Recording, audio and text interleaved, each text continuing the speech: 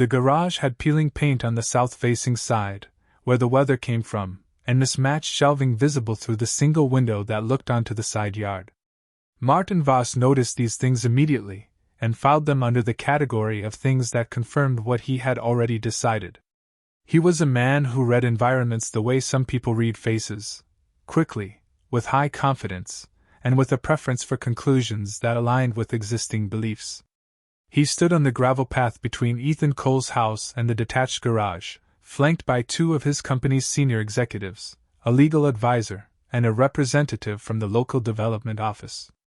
The development officer, a cautious man named Greer who had arranged the visit, had briefed Voss on the property's situation in the car on the way over, a small easement dispute, a homeowner who had declined the initial offer, a quiet resolution preferred by all parties before the corporate campus planning process moved forward. Greer had also mentioned carefully that the homeowner had some kind of independent project running out of the garage. He had not described it in detail because Voss had interrupted him to take a call. Ethan Cole was standing in front of the garage door. He was 39, with the build of someone who had done physical work long enough that it had become part of his resting geometry. He wore a thermaline jacket, the kind with a corduroy collar, that had been good quality once and had since been reduced to functional. He was holding a folder of technical documents with both hands, not presenting them, simply holding them, the way you hold something you brought because you thought it might be needed. Beside him, slightly behind his left knee, was his 7-year-old daughter Lily. She had her school backpack on, both straps, and her coat was buttoned to the top button. She had the dark, watchful eyes of a child who is paying more attention to a situation than the adults in it have assumed. Voss looked at the garage. He looked at the house, modest, well-kept, with a bird feeder near the kitchen window and a school science fair ribbon pinned to the porch post. He looked at Ethan's jacket, at Ethan's boots, at the folder of documents, at the old side door of the garage with its weathered handle and the small security camera mounted above it. He made his assessment in approximately the same time it had taken him to walk from the car to the gravel path. "This is it," he said. Not to Ethan, to the executives beside him, with the compressed, economical tone of a man confirming a disappointment. He looked at the garage again. Through the window, if you looked closely, you could see the edge of a workbench, a row of labeled storage bins, and a piece of equipment that was not a lawnmower and was not a bicycle and was, in fact, a thermal imaging monitor of the kind used in materials testing labs. Voss did not look closely. "Worthless shed," he said, pretending to be a lab. Ethan held the folder and said nothing. His expression did not change in the way that expressions change when a person is wounded.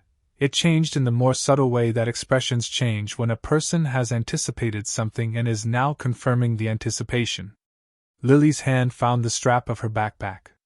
Behind Ethan, inside the garage he had built by hand after Rachel died, insulated battery test chambers cycled through their daily routine in precise, patient silence, recording numbers that Voss Dynamics' entire engineering division had been unable to produce. The folder in Ethan's hands contained some of those numbers. No one asked to see it. The easement conversation began at the property line and moved toward the garage in the way that conversations move when one party has already decided the outcome and is performing negotiation as a courtesy to the other party's feelings. Greer, the development officer, provided the framing, a small land parcel, approximately 1,800 square feet including the garage structure, and the path beside it, required for the campus access road. The settlement offer on the table was $42,000, which Greer presented in the tone of someone sharing good news. Ethan had looked at the offer when it arrived by mail 9 days earlier. He had looked at it for a long time, the way you look at documents when you are calculating what they are actually asking you to give up rather than what they say they are paying for. "I appreciate that you've come in person," Ethan said. "The issue isn't the land value. The garage contains active prototypes and research equipment. Relocating the setup isn't a matter of moving furniture. It would require a controlled transition over several months to avoid compromising the work." Voss turned to look at him fully for the first time. "The work," he said. He repeated the word with a quality that was not quite mockery and was not quite courtesy, the tone of a man placing quotation marks around something someone else has said without using his hands. Battery thermal management prototypes, Ethan said. I've been developing a cooling architecture for high-discharge commercial battery systems. The setup is sensitive. Some of the test chambers are mid-cycle and can't simply be powered down and moved. Voss looked at the garage. Then at his legal advisor briefly, with the shared glance quality of two people who have agreed in advance on the other party's category. Real innovation, Voss said, turning back to the group rather than to Ethan specifically, tends not to happen in structures with dry rot on the door frame. He paused, and a small smile moved through his expression, not the warm kind. Not beside lawnmowers and bicycles. One of the executives produced something that was almost a laugh. Lily had not moved from her position beside Ethan's knee. She was watching Voss with the specific attention of a child who has understood that something unkind is happening, and is deciding what to do with that understanding. Her hand had tightened on the backpack strap, not dramatically, not to be seen, but Ethan felt the shift in her stillness and registered it with the peripheral awareness of a parent. He did not look down at her. He kept his eyes on Voss and kept his voice at the register it had been at. I'm not asking for more than the fair value of the equipment and the setup time, Ethan said. I'm asking for a realistic relocation timeline and appropriate compensation for a controlled transition. Voss's legal advisor opened a folder and produced an amended offer form, prepared in advance, which meant the visit had never been about listening. 48,000, the advisor said. Final. I need to think about it, Ethan said. Voss looked at him with the patient expression of someone who has already thought about it for both of them. Mr. Cole, he said, and now his voice had the quality of careful personal instruction, the tone adults use with other adults they have decided need guidance. You are a single father. You have a modest property in a declining industrial district. Someone is placing a check in front of you that is worth more than this structure will ever be worth on its own. He paused to let this register. Men in your position tend to overestimate what they're sitting on. The words landed in the specific way that words land when they are designed to land, in the silence, in front of witnesses, at a volume that was perfectly calibrated for an audience of 2 executives and a 7-year-old. Lily looked at her father. He looked at her, one glance, brief and even, that communicated nothing except that he had heard it, and was still standing. I'll be in touch through the development office, Ethan said. He held the folder at his side without offering it. Voss was already turning back toward the car. Above the garage door, the small security camera recorded the morning light, the gravel path, the group of men in polished shoes, and a father keeping his voice steady while his daughter watched him be told he was worth less than someone else's road. The kitchen smelled like butter and bread, which was the specific smell of grilled cheese sandwiches and which Ethan associated with Lily being fine, because grilled cheese was the meal that meant everything was ordinary, and ordinary was enough. He made them in the cast-iron pan, the one Rachel had brought to the apartment when they moved in together, and which had outlasted the apartment, the move, the house renovation, and everything that had happened since. He pressed the sandwiches with a spatula, the way Rachel had done it, because Lily had asked him once to make them the same way, and he had made them that way ever since. Lily was at the kitchen table with her art supplies, not drawing anything specific, just filling in a landscape she had started the previous week, adding small details to the background with the patient, unhurried attention she brought to things that didn't have a deadline. Her school backpack was hung on the back of her chair. Her coat was on the hook by the door. She had been quiet since the morning. Ethan set her plate down and sat across from her. She picked up the sandwich and ate without looking up from the drawing, which was a version of how she processed things. She needed the occupation of her hands before her mind would open up to the things she was carrying. He waited. After several minutes. Is our garage really worthless? He looked at the sandwich in his hands. He thought about the right answer, which was not the same as the easy answer or the reassuring answer. No, he said. But it is undervalued by the people who looked at it today. What's the difference? Worth and price aren't the same thing, he said. Worth is what something is actually good for.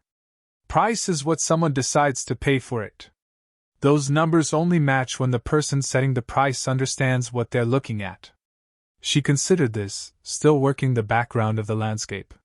He didn't understand what he was looking at, she said. No. He didn't. She set down her pencil and looked at him directly, which was what she did when she was asking the actual question rather than the approach question. Why did he say it like that? In front of me? Ethan was quiet for a moment. The pan on the stove had residual heat ticking out of it. The bird feeder outside the window was doing its usual business. Some people measure everything in terms of what it looks like, he said. Not what it does. Not what it took to build. Just what it looks like. And when they meet something that looks modest, they assume that's the full picture. She picked up her pencil again and made a small mark in the lower corner of the drawing. Mom didn't do that, she said. No, he said. She didn't. The framed photograph near the sink showed Rachel in a field somewhere, a camping trip they had taken 4 years before she was diagnosed, before any of what came after. She was laughing at something outside the frame. The photograph had the quality of photographs that capture a person at the exact pitch of their best self, effortless, whole, entirely present. Rachel had been the first person who had taken the garage project seriously. She had sat on an overturned bucket in the early version of the workspace, drinking coffee from a thermos, asking the right questions while Ethan drew the first architecture diagrams on the back of an envelope. She had not understood the technical details and had not pretended to. She had understood that it mattered to him, and had given it the weight of that understanding.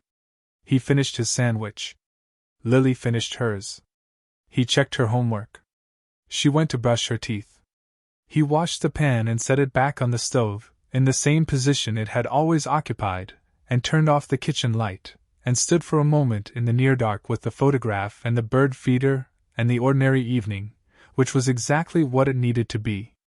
After Lily was asleep, Ethan went back to the garage. He came in through the side door, the one with the weathered handle, and turned on the overhead lighting in sequence, first the broad fluorescence for the work area, then the focused LED strips above the test benches, then the monitor bank on the north wall. The garage did not look the same in working light as it did through the window in the morning. The insulated test chambers occupied the east wall, 3 units, each approximately the size of a large cooler, enclosed in double-walled aluminum with a thermal barrier at each seam. They were homemade in the sense that Ethan had fabricated them himself, and they were professional in the sense that the fabrication met materials standards he had written into his own testing protocols, because there was no external standard he could find that covered exactly what he was doing. Each chamber had its own monitoring port, its own pressure sensor, and a small status light, green for nominal, amber for alert threshold, red for shutdown condition. All 3 were green. The copper cooling loops ran along the bench surface and dipped into each chamber through insulated fittings, connected to a compact circulating unit he had built from components sourced over 18 months, medical-grade pump, custom manifold, ceramic-coated plates from a supplier he had found through a failure analysis forum. The plates were the part that had taken the longest. Ceramic coating at the specific thickness he needed wasn't commercially available in the format he wanted. He had developed the specification himself and had it custom processed by a small materials fabricator in the next county. He checked the circulation rate on the pump. Nominal. He checked the pressure sensors. Nominal.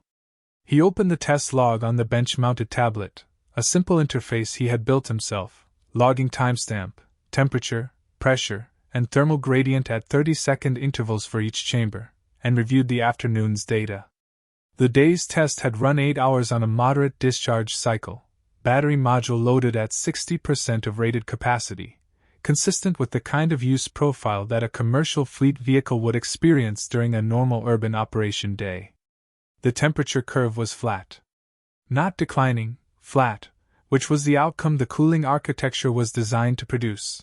No accumulation, no spike, no gradual climb toward the thermal runaway threshold that had ended 3 generations of his competitors' designs.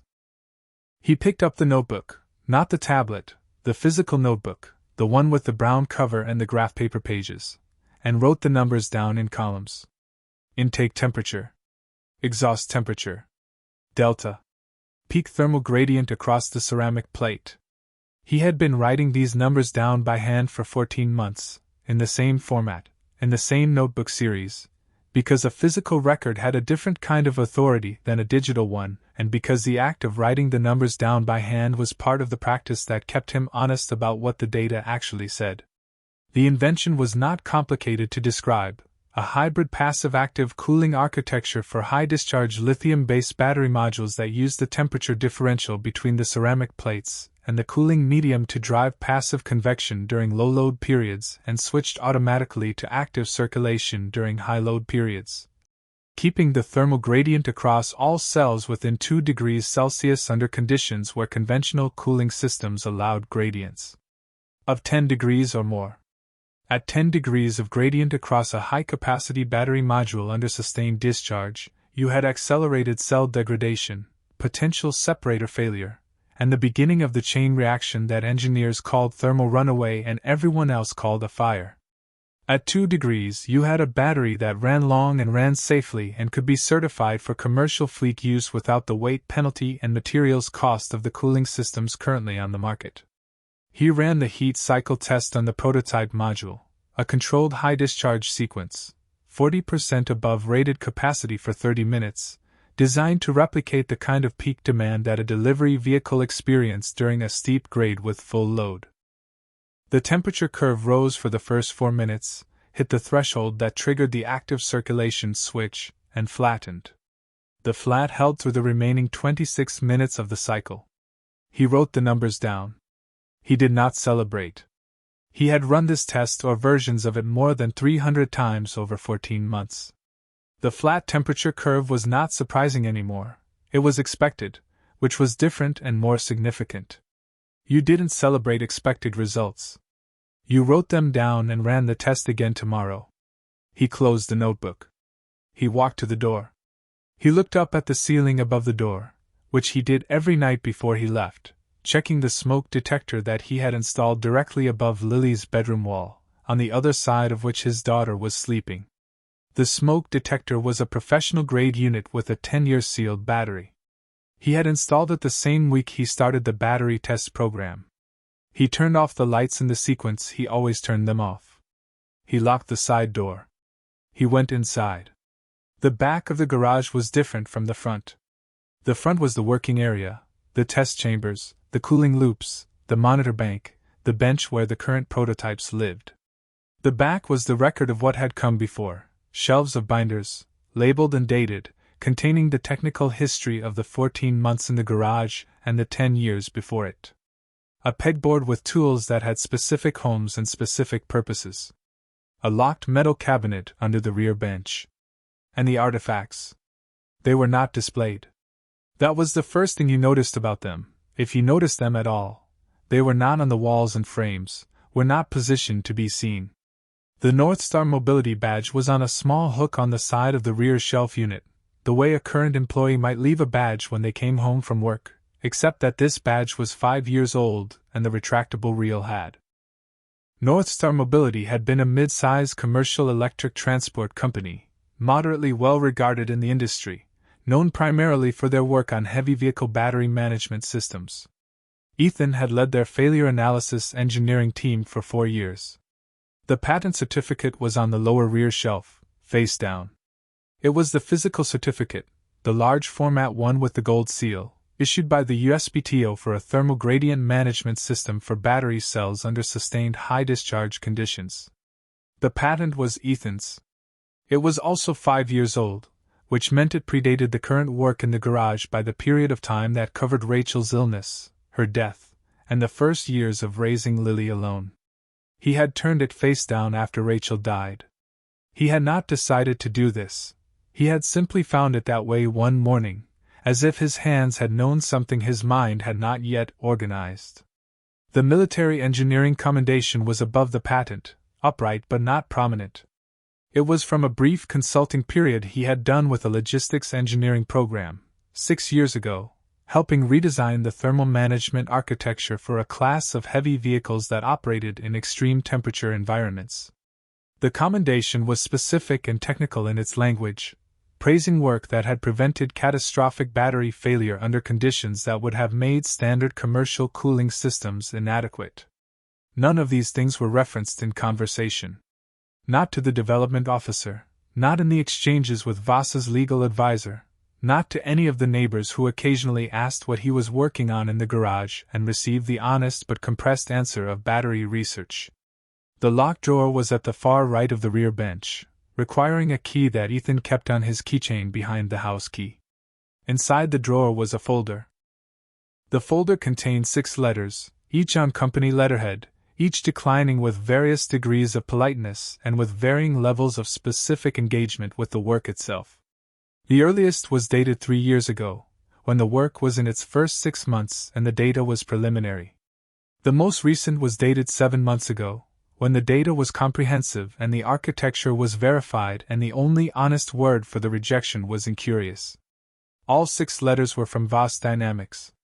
The 6th one, the most recent, was signed by the head of Voss Dynamics Battery Program Development Division, a name that did not appear on any of the others, which suggested that the submission had, at some point in the process, been elevated before being returned. The letter's language was smoother than the others, which in Ethan's experience meant it had been reviewed by legal counsel, which in turn meant the submission had reached someone who considered it worth having a lawyer review the rejection language.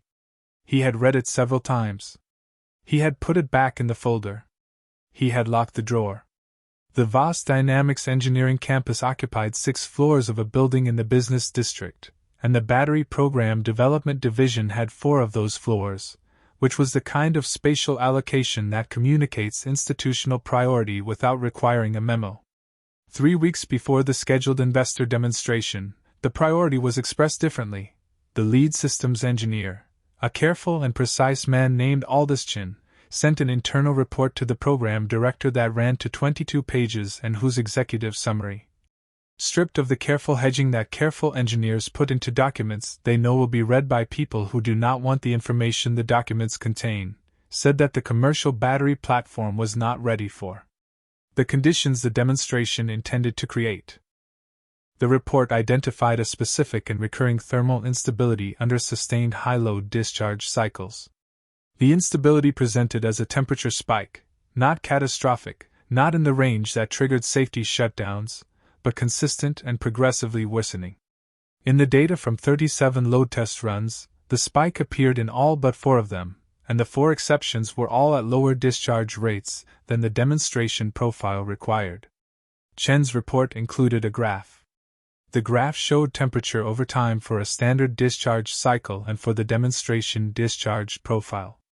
The lines diverged at minute 9 of the demonstration profile in a way that was, to anyone who worked in battery thermal management, immediately and clearly recognizable as a precursor to the failure mode that ended battery programs. The program director read the executive summary. He did not read the 22 pages. He sent a reply that contained the phrase "presentation ready," which was a specific and recognized institutional language for make it work for the duration of the demonstration, documentation concerns aside. Chin read this reply and sent back a single line asking for clarification on whether the report's safety concerns were being addressed or suspended. The program director did not reply. Chin documented this exchange in his own records with the timestamp and the full thread, because he had been doing this kind of work long enough to know when to start keeping his own records. Voss was briefed on the situation in a meeting that lasted 12 minutes, which was 6 minutes longer than his attention typically held for engineering updates. He was told there was a thermal management issue. He was told it was being worked. He was told the demonstration profile could be managed. He used the phrase garage-level paranoia in reference to Chen's report, which was a phrase that meant nothing technically and everything institutionally. It was the phrase that translated concern into weakness, that converted documented evidence into the behavior of someone who did not understand how to balance engineering accuracy against business momentum. Chen was told to have the system presentation ready. He made it presentation ready by reducing the demonstration discharge rate below the threshold where the spike appeared consistently, which resolved the visible problem by changing the conditions rather than the system. The demonstration profile was updated. The revised profile was distributed to the investor relations team. The technical summary filed with the investor documentation described the platform's performance under the revised discharge rate, which was accurate, and did not note that the revised rate differed from the operating conditions the platform was intended for, which was a different category of accuracy. The mistake had already been made. In a garage 11 miles away, an insulated test chamber cycled through a 40% overrated capacity discharge at operating temperature, and a temperature curve held flat through the full 30 minutes, and a man wrote the numbers down in a brown-covered notebook with graph paper pages.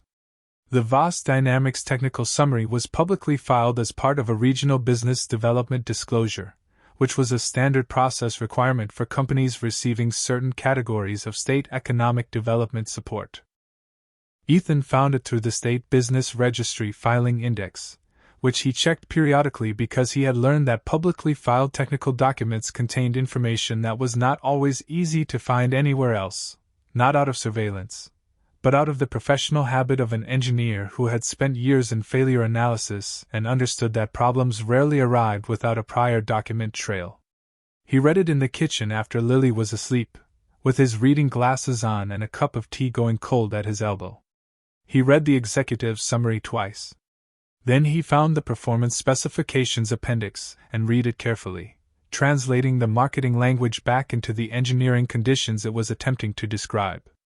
The process took him approximately 40 minutes, which was longer than it would have taken him if he had wanted to go quickly, but he wanted to be accurate. When he was done, he sat with the document for a moment. The heat pattern instability described in the summary, not explicitly, but in the specific language of what had been tested at what conditions, which was the negative space of what had not been tested, matched the failure chain he had spent 14 months learning to prevent.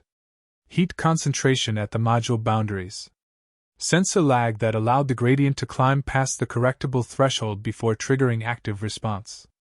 Delayed cooling response that arrived too late to prevent the initial stress event. Then cascading cell stress as the elevated temperature spread to adjacent modules. He had solved this problem. He had a notebook with 347 log test cycles proving he had solved it. He had a patent on the architecture that solved it. He also had 6 rejection letters from the company whose publicly filed technical summary was describing, in careful corporate language, the exact shape of the unsolved problem. He opened his laptop and began composing an email. He addressed it to the battery program technical contact listed in the public filing. He wrote it the way he wrote reports, in plain language, without hedging, without the professional softening that sometimes made technical concerns easier to deliver but harder to act on. He described the failure chain in 2 paragraphs. He attached 4 graphs from his own test data, 2 thermal imaging sequences, and a 1-page explanation of how the cooling architecture he had developed addressed each point in the chain. He kept the attachment light, not the full documentation, not the patent filing, not the notebook data. The minimum sufficient to communicate that the concern was specific, that the proposed solution was real, and that the person writing the email understood what he was talking about. He did not write it to benefit himself. He wrote it because the platform being described in the public filing was intended for commercial fleet use, which meant delivery drivers, service technicians, fleet managers, and families sharing roads with these vehicles. The failure mode he was describing was not theoretical.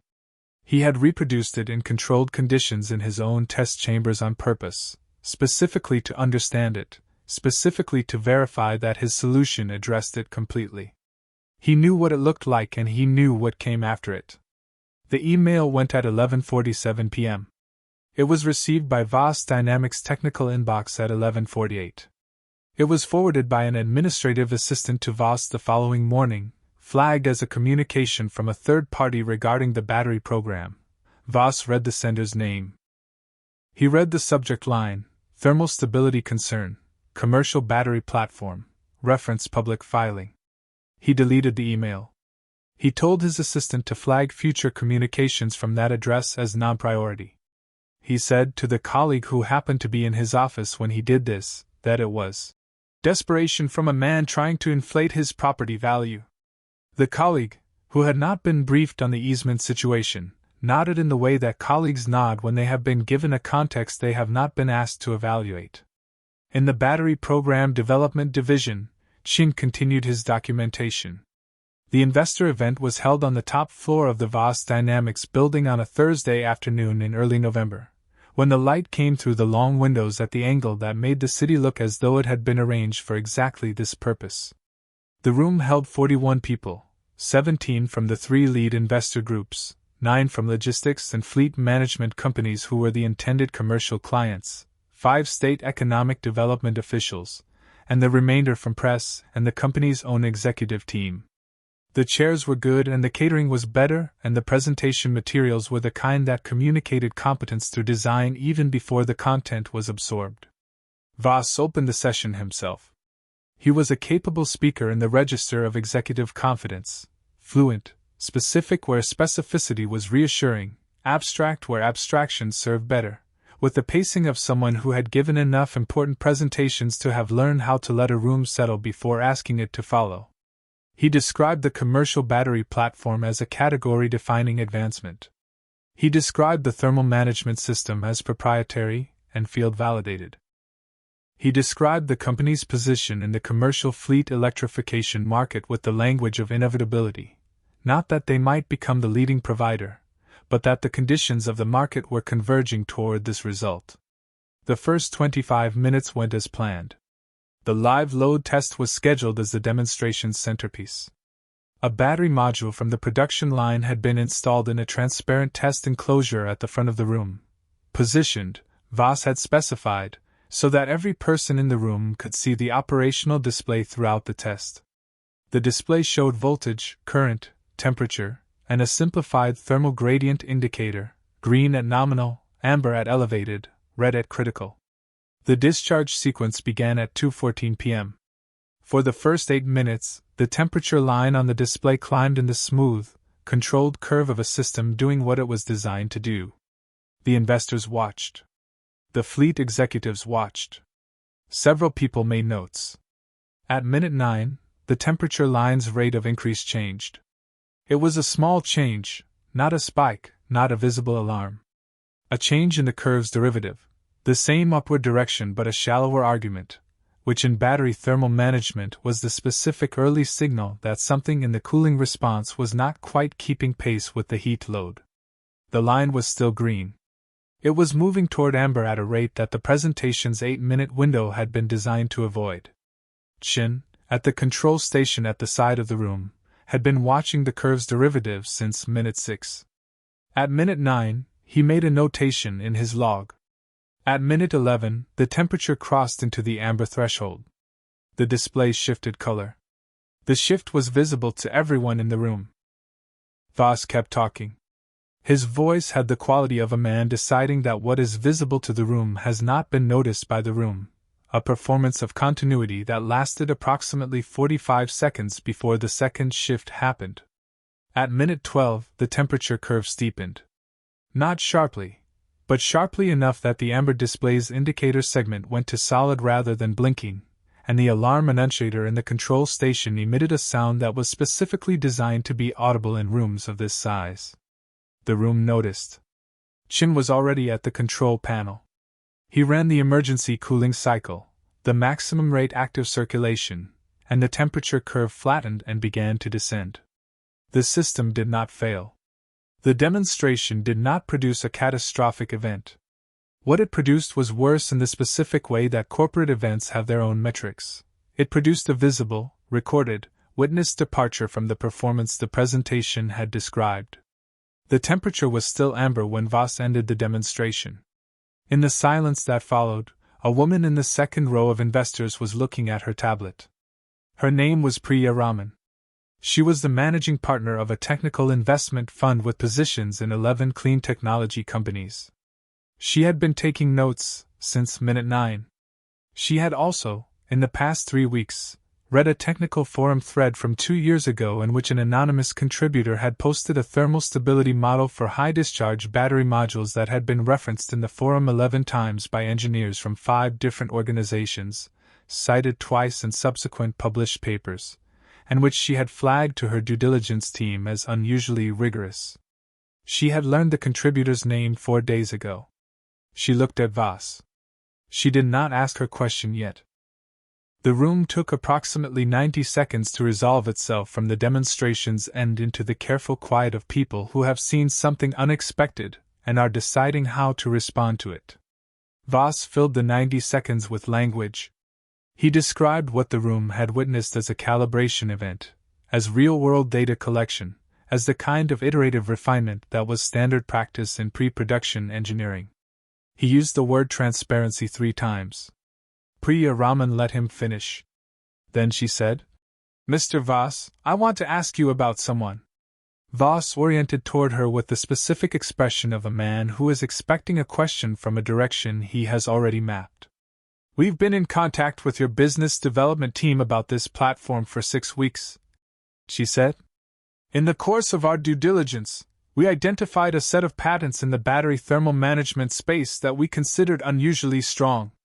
The patent holder also posted a technical analysis on a professional forum 2 years ago that modeled exactly the heat pattern instability we just observed in your demonstration." She paused. "His name is Ethan Cole." Voss's expression did not change immediately.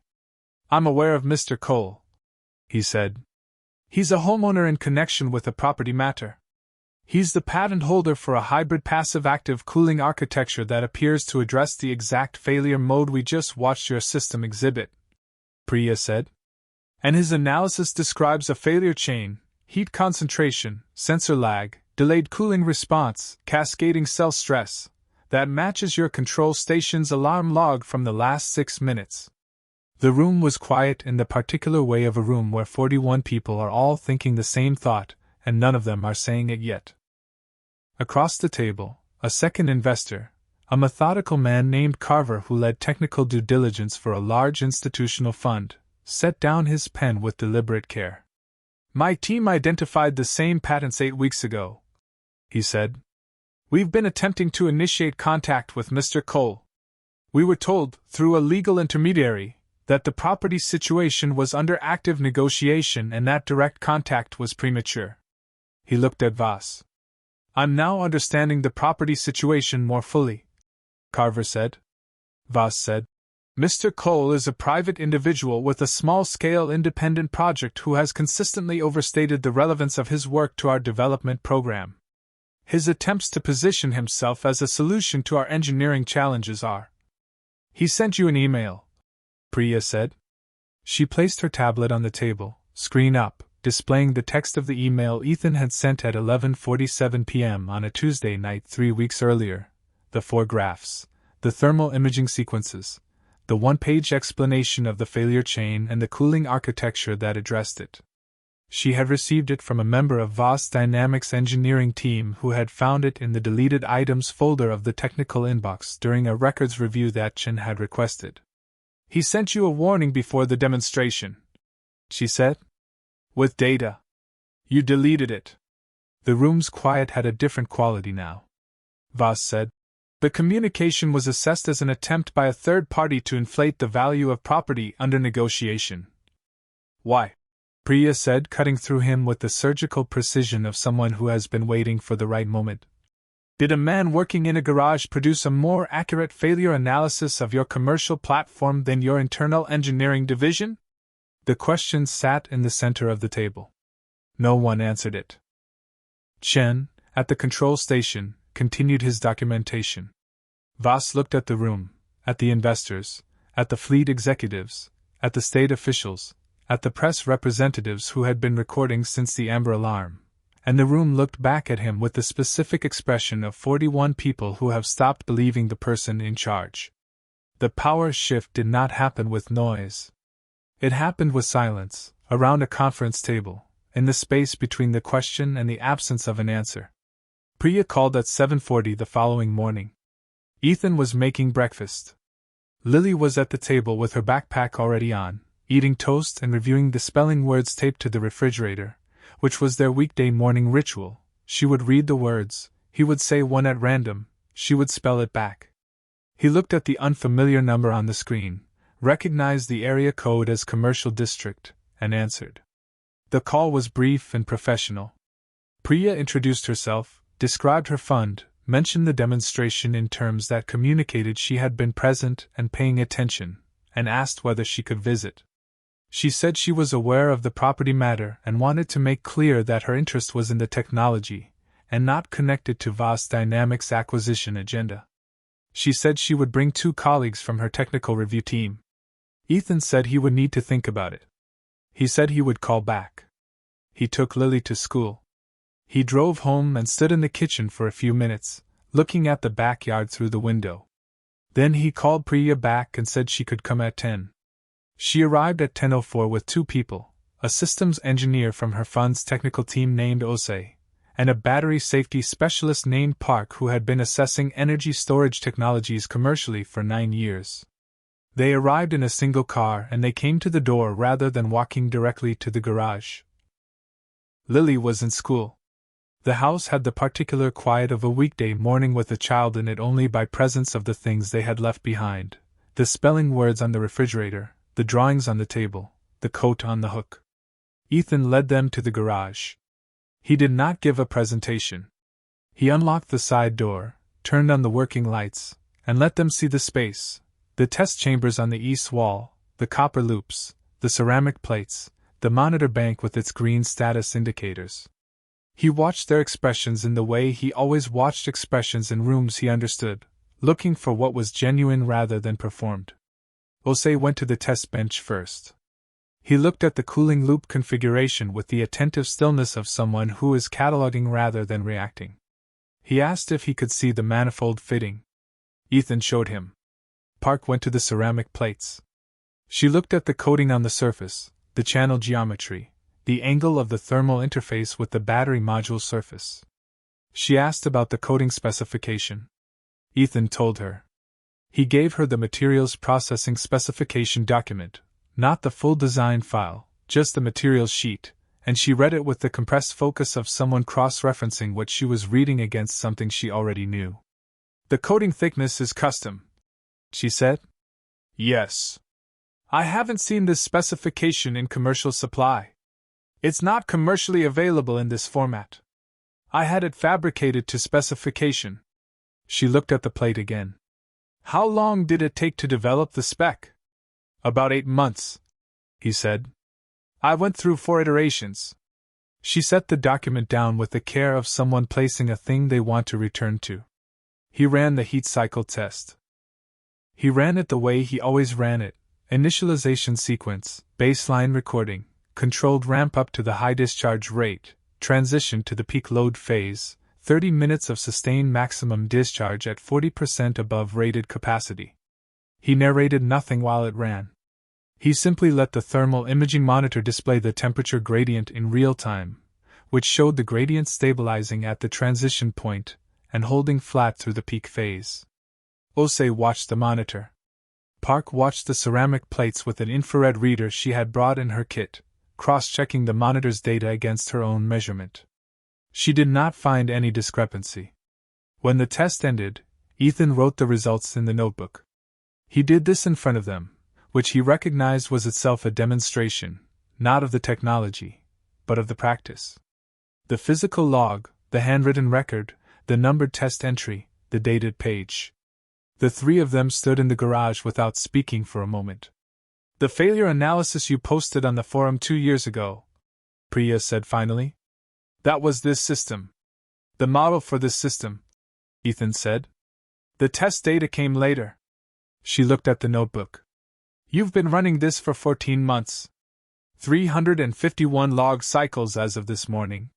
She looked at him steadily. You tried to tell them. 3 years ago, by submission, he said.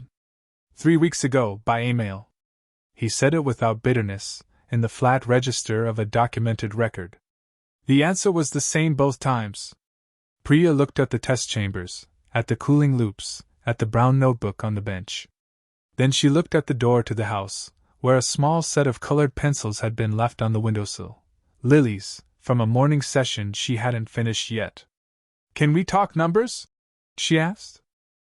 They moved to the kitchen, which was where serious conversations in that house tended to happen, because the kitchen had a table and the table had chairs and the table was where Ethan had always done the work that required writing things down. He made coffee. Priya and her colleagues took their seats with the considerate ease of people who understood they were guests and were conducting themselves accordingly. Voss had his notes from the garage. Park had her infrared readings. Priya had a folder she had carried from the car. She opened the folder and placed a single-page term sheet on the table. Ethan looked at it. He read it slowly, which was how he read documents that mattered. The structure was technology acquisition at a defined base value, milestone-linked additional compensation tied to safety certification completion, a founder-led engineering unit with independent integrity authority, and a continued royalty position on all commercial deployments of the architecture. The base value was $80 million. Ethan read the page twice. He looked at the number without the expression that people expected when a number like that appeared in front of them. Not because he was performing composure, because his reaction to it was not primarily numerical. He set the page down. The engineering unit, he said. Independent integrity authority. What does that mean in practice? Priya leaned forward slightly. It means the unit has documented standing to halt production deployment if safety standards aren't met. Not advisory, binding. With a defined escalation path that goes to the board if it's overridden at the operational level. And who leads it? You, she said. For as long as you choose to. Ethan looked at the term sheet. The safety certification timeline, he said. Whose engineers conduct the primary testing? External certification body, Voss said from his side of the table. Third party, independent of any commercial interest in the outcome. Ethan nodded slowly. The production oversight, he said. If the manufacturing process introduces modifications to the cooling architecture, materials substitutions, tolerances changes, anything that affects the thermal interface spec, those require sign-off from the engineering unit? Binding sign-off, Priya said. In the term sheet, Clause 7. He found Clause 7 and read it. He looked at the ceramic plate materials specification, which he had placed on the table when they moved from the garage. He looked at the window. Through it, the bird feeder was occupied by 2 birds who had been there most of the morning. I need to be available for school pickup, he said. Priya looked at him. My daughter, he said. 3:15. I need to be able to do that. We can build that into the engagement terms, she said. He was quiet for a moment. He looked at Rachel's photograph near the sink, the field, the laugh, the particular quality of a person at the exact pitch of themselves. The garage stays, he said. Whatever the new facility is, it gets built around this one rather than instead of it. Priya said. That's already in our development notes. He looked at the term sheet again. At the $80 million, which was a number that represented, in the specific accounting of his life, not wealth but responsibility, the responsibility of having produced something that worked, that mattered for safety reasons, that needed to be deployed correctly or not at all. The garage is not worthless, he said. He said it without heat, without theater, placing the sentence in the record.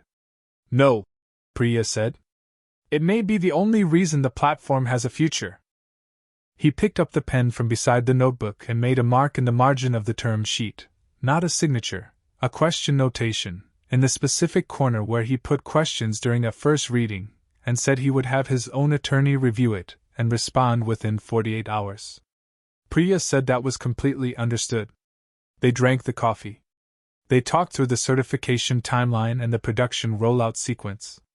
It was a technical conversation, not a ceremonial one, which was the kind of conversation Ethan trusted. He arrived at 11:40 the following morning, without an appointment, having learned through his company's investor relations contacts that Priya's team had visited. Ethan was in the garage running a calibration check when he heard the car. He finished the calibration and came out through the side door. Voss was at the end of the driveway with 2 people from his corporate team, not legal, this time, but strategic communications, which was the personnel choice that communicated how he had decided to frame the visit. He was dressed better than his last visit, and his posture had the quality of someone who had been briefed on a situation they needed to recover. "Mr. Cole," he said, with warmth that was constructed rather than spontaneous. "I'm glad we have the opportunity to speak directly." Ethan waited. "I think there may have been some miscommunication around the nature of our previous conversation," Voss said. "Voss Dynamics has always valued independent engineering innovation. The property matter was handled through a process that I understand may not have communicated the company's genuine interest in your work." Ethan looked at him. "We've been exploring a partnership framework," Voss continued, "that would allow us to incorporate your thermal management research into our development program in a way that recognizes your contribution and creates a meaningful commercial path forward for both parties. Given your existing relationship with our development ecosystem—" "I don't have a relationship with your development ecosystem," Ethan said.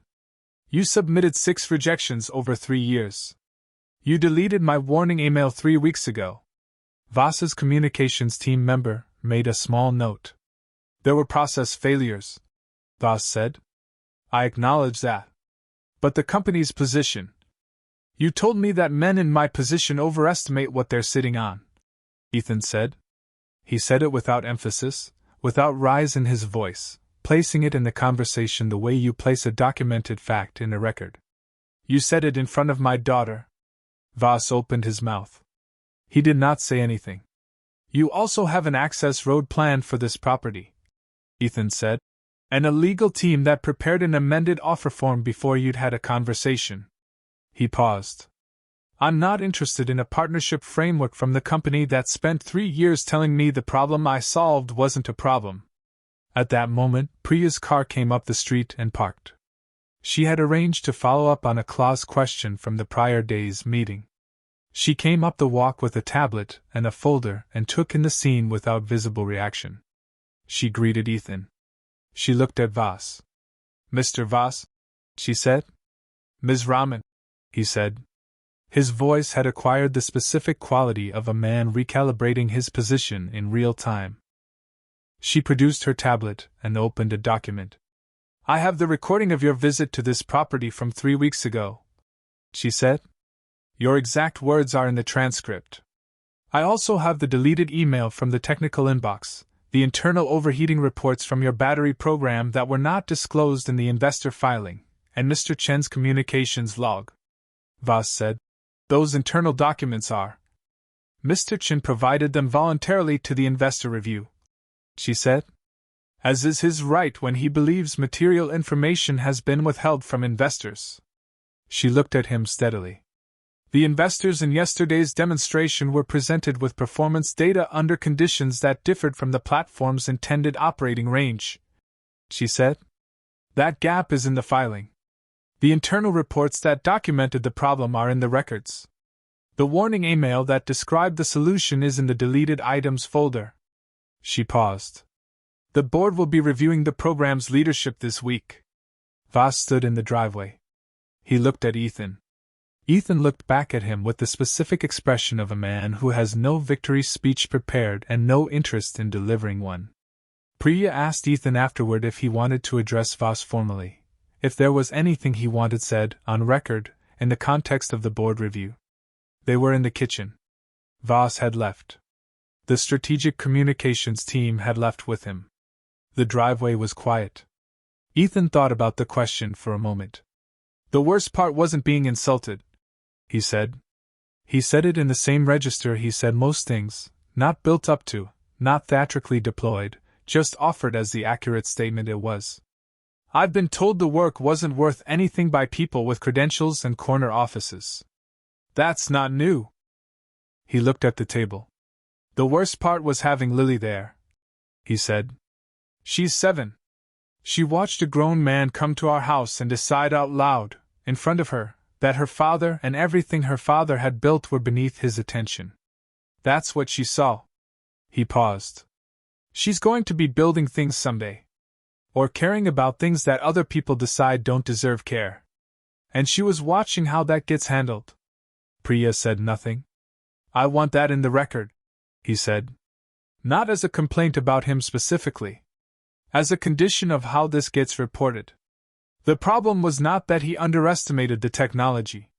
The problem was that he taught a child, in front of her father, that worth is determined by what you look like rather than what you've built. He stood and went to the counter.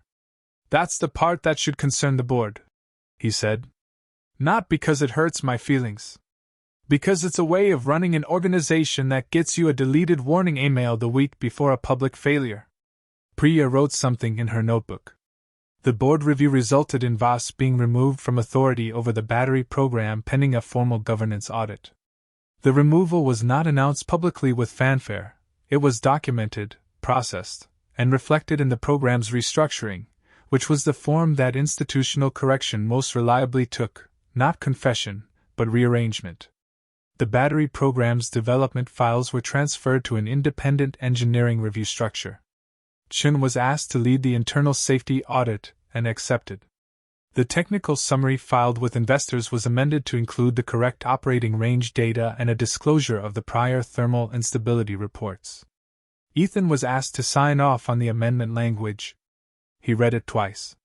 He made one change, adding a sentence that specified the date of his first submission to the program, 3 years earlier, and confirmed the rest. He signed it. He asked only that the engineering team be allowed to fix the problem properly, with the full safety certification process, with adequate testing across the full intended operating range, without the timeline compression that had produced the demonstration failure. This was agreed to in writing, in the engagement terms, in Clause 11 binding. He went home for school pickup. The restructuring took 6 weeks. It was not dramatic restructuring, not the kind that produced press releases or panel discussions or industry articles about corporate transformation. It was the kind that happened in documents and approvals and personnel changes and the slow reorientation of institutional priority that begins when a significant error has been made visible to enough people who care about it. It was the kind that produced results rather than announcements. Voss Dynamics Battery Division was reconstituted under investor oversight with an independent engineering board whose safety authority was binding. Chun was appointed to the safety review function. The amended investor disclosure was filed and reflected in the program's public documentation.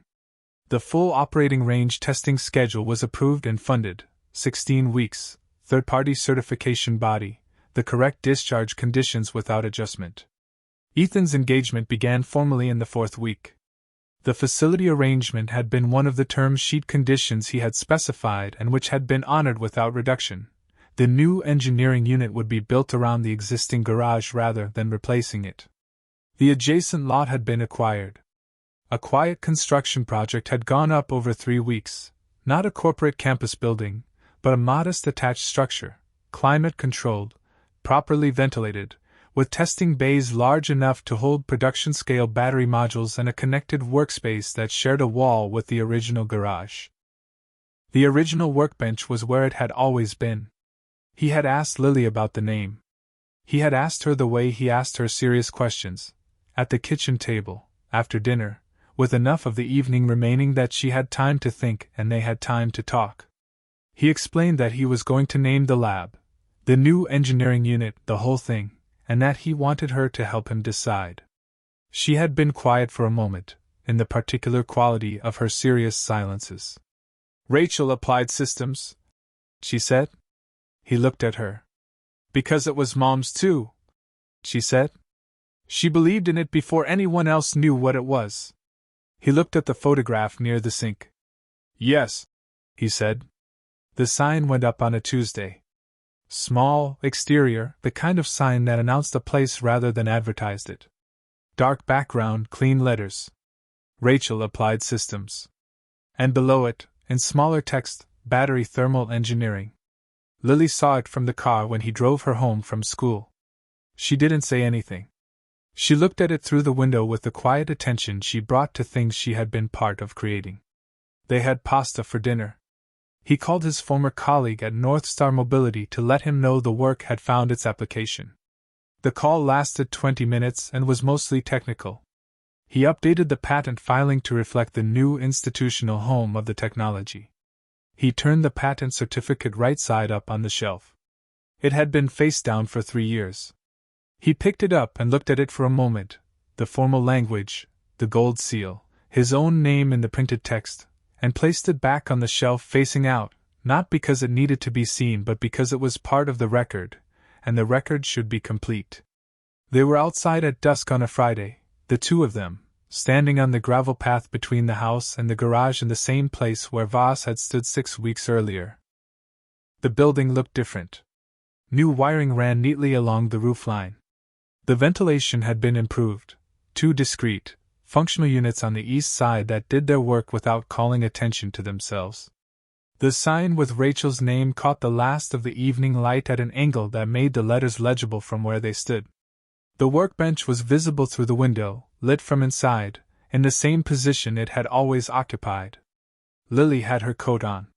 She had come outside to find him after dinner because she had a question that had been waiting through pasta and dishes and the brief back and forth about whether there was time for one more chapter before bed.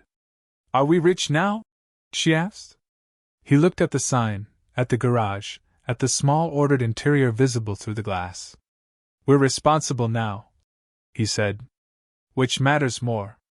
She thought about this in the way she thought about his answers when they were not exactly what she had expected, and she was deciding whether they were better or worse than what she had expected. "Responsible for what?" she asked. "For making sure the thing I built gets used correctly," he said.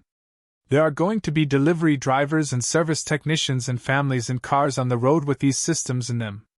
They're counting on the engineering being honest. That's the responsibility." She looked at the sign with Rachel's name. "Mom would like that," she said. Not a question. "I think so," he said. They stood for another moment. The evening moved around them in its quiet way, the bird feeder empty for the night, the neighbor's dog doing its final circuit of the yard, the particular cooling quality of autumn air after the sun has gone. Then Lily went back inside to make the case for one more chapter. Ethan stood at the garage door. He turned the key in the side door lock, came in, turned on the overhead fluorescents in sequence. The test chambers were green. The cooling loops were circulating at overnight rate. The notebook was on the bench where he had left it, open to this morning's log test. He was not here to work tonight. He had come to check. He walked the perimeter, the east wall, the bench surface, the monitor bank, the pressure sensors. He checked the smoke detector above the far wall, the one on the side of Lily's bedroom, the way he always did before he left for the night. Green. He turned off the lights in sequence. He locked the side door. He stood outside in the dark for a moment and looked at the sign with Rachel's name, and at the garage with its new wiring and its old workbench, and at the house where Lily was negotiating her extra chapter with the focused determination she brought to things she wanted. He turned on the garage light. Not for anyone to see. Not to prove anything to anyone who had once stood on this gravel path and decided the place was worthless. Simply because the work was here and the work continued and the light was what kept it honest. He went inside.